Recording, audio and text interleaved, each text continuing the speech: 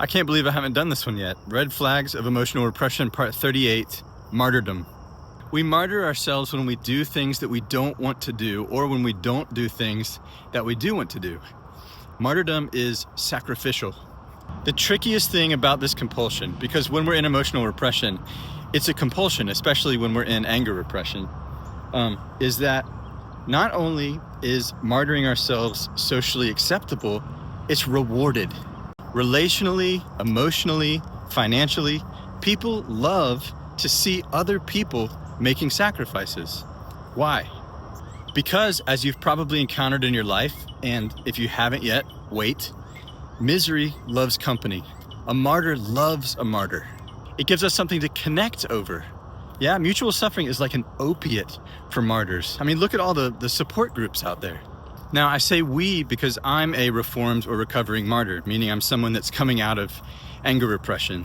And I know about the support group scene because I was in Al-Anon for about 10 years.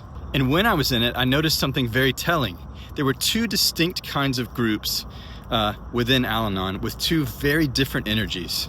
The first was what you'd think a typical support group looked like, right? People sitting around in a circle talking about their struggles, bonding through mutual suffering. The second was more rare, and it had a very different kind of energy to it. It was people sitting in a circle sharing specifically about how they got free of their struggles and suffering. A friend of mine in the program described it really well one time. He said the first type of group feels like a cancer support group where everyone is sick and dying, but at least they're doing it together. The second kind feels like people in the group are saying, here's how to get rid of your cancer. And they were the authority on it because they had gotten rid of theirs. So I'll just tell you straight up, the cancer is emotional repression in the body.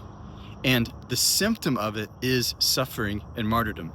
When I was actively repressing anger for close to 40 years, mind you, in order to not have to acknowledge, access, feel, or express that buried childhood rage, I was compelled into martyrdom.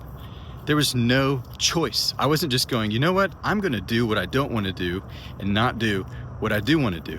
I just found myself living in self-sacrifice and self-betrayal. So much so that I thought, well, this must be what I want. That's how deep this is. That's how much emotional repression runs the show. So it's no surprise that as I started to come out of emotional repression, it felt like rediscovering who I am and reclaiming my life again. If this sounds appealing to you, then come work with me if you'd like to. I can help you get rid of your cancer.